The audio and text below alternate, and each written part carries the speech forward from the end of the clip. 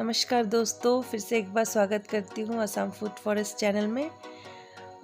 आज हम बहुत ही खुशी के साथ आपको एप्पल के जो फ्रूट सेट हुए हैं वो दिखाना चाहते हैं। दोस्तों, ये असम की अपडेट है और ये 1 साल का फल, 1 साल का पौधा है। देखिए इतनी अभी इसकी ग्रोथ हुई है।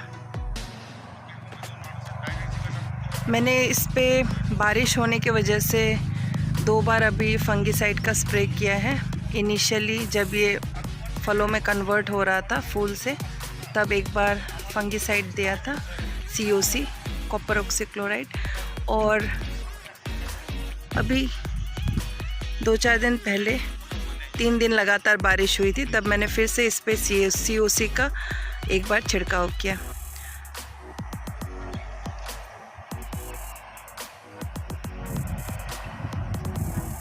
तो ये है एप्पल की अपडेट।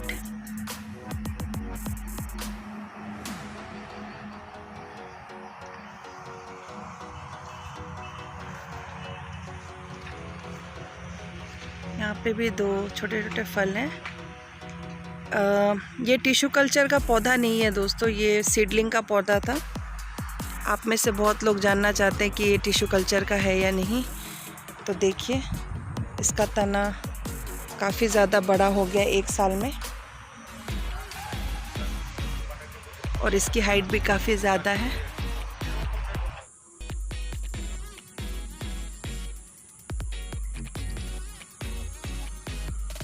लेकिन ये पहला ही साल है और असम में तो ये नई बात ही है हम लोग के लिए, क्योंकि हम पहले अमरूद तो उगाते थे। अमरूद, केले, अनानास, ये सब यहाँ पे कॉमन फल हैं। लेकिन सेब के बारे में बहुत लोगों को नहीं पता, अभी भी जस्ट शुरुआती है। यहाँ पे कुछ लोगों ने ही लगाया है और इस साल ज़्यादातर किसानों ने इसको ट्रायल पे लगाया है। 10, 15, 30 पौधे जितने भी लगाए हैं, उन किसानों को मेरी तरफ से शुभकामनाएं कि उनके भी अगले साल ऐसे रिज़ल्ट आए और उन्हें भी फल देखने को मिले। दोस्तों, पहले ही साल में फल सेट होने से भी वो कभी कभी झड़ जाते हैं। लेकिन आपको कुछ बातों का ध्यान रखना होता है कि पौधा अगर छोटा है तो उसमें फल ना लें। पौधा अगर मजबूत है तो आप 1-2 सैंपल के लिए रख सकते हैं। फूल काफ़ी इसमें आते हैं और उस समय फंगीसाइड का स्प्रे करना बहुत ज़रूरी है, नहीं तो वो ऐसे ही झड़ जाते हैं। उनमें अगर पानी जम जाता है, अगर आप तेज़ धार से पानी देते हैं तो भी उसमें पानी रह जाता है, उनके कप्स में पानी रहते हैं, तो वो धीरे धीरे सड़ने लगता है, गलने लगता है और पीला होके झड़ जाता है। तो आपको वो पाइप से ऊपर से पानी नहीं देना है, उसकी जड़ों में पानी देना है। अगर आप लार्ज स्केल में कर रहे हो तो ड्रिप इरिगेशन का यूज़ सबसे बेहतरीन माना जाता है। और अगर आप घर में लगाए हुए हैं, गार्डन में लगाया हुआ है, तो कभी कभी हम गार्डनिंग में जब सब्जियों में पानी देते हैं तो उसी तरह से पाइप से ही देना शुरू कर देते हैं। तो इस तरीके से देने से फूलों पे असर होता है, वो गीले हो जाते हैं और उनमें सड़न की समस्या आ जाती है और वो झड़ जाते हैं। तो इन सब चीज़ों की आपको सावधानी बरतनी पड़ेगी, काफ़ी हल्की आपको स्प्रे करनी है।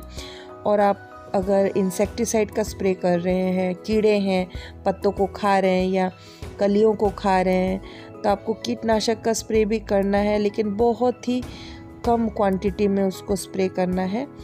और उसकी डोसेज का आपको ख्याल रखना है कि आपको बहुत ज़्यादा डाइल्यूट करके उसमें पानी मिला के आपको हल्का स्प्रे करना है, वो भी जब आपके फ्लावर्स फ्रूट में सेट हो जाए तब, या फिर फ्लावर आने से पहले।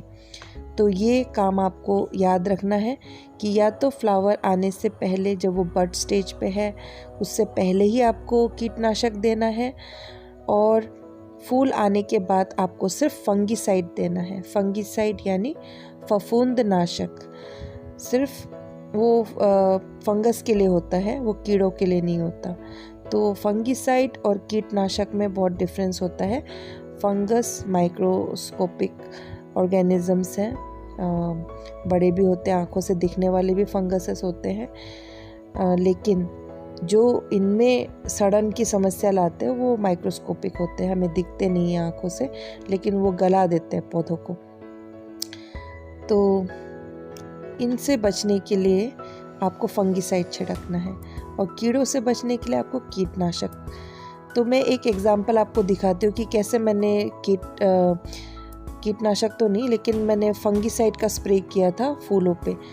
तो ये प्लम का फ्लावर है और इसमें फ्लावर आने के बाद मैंने, क्योंकि बारिश हो रही थी, तो बारिश होनी जब स्टॉप हो गई तो मुझे लगा कि ये सड़ जाएगा या फिर इसमें सड़न की, गलन की प्रॉब्लम आ जाएगी।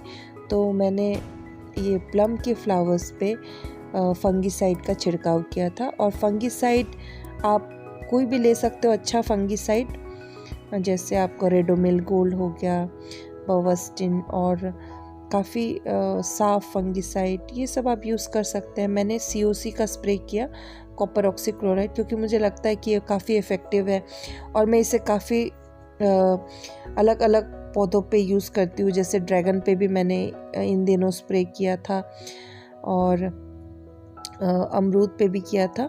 तो ड्रैगन पे, अमरूद पे और प्लम और सेब में मैंने ये COC का स्प्रे जो इस तरीके से घोल के इसको किया था। तो अगर आप 2 लीटर का ऐसा पंप ले रहे हैं जो हाथ से छिड़क सकते हैं, तो 2 लीटर में आप 2 ग्राम डालिए, काफ़ी हल्का डोसेज है। और अगर आपका 1 लीटर का है तो फिर आप 1 ग्राम ले सकते हैं COC। आप इसकी डोसेज बढ़ा सकते हैं, अगर काफ़ी ज़्यादा समस्या है फंगस की तो आप 2 ग्राम दे सकते हैं। तो दोस्तों, आशा करती हूँ आपको भी हमारे सेब के फल सेट होते हुए देखकर खुशी हुई होगी और एक उम्मीद की एक नई रोशनी ज़रूर आपने भी देखी होगी कि सेब की खेती का क्या स्कोप हो सकता है असम और नॉर्थ ईस्ट में।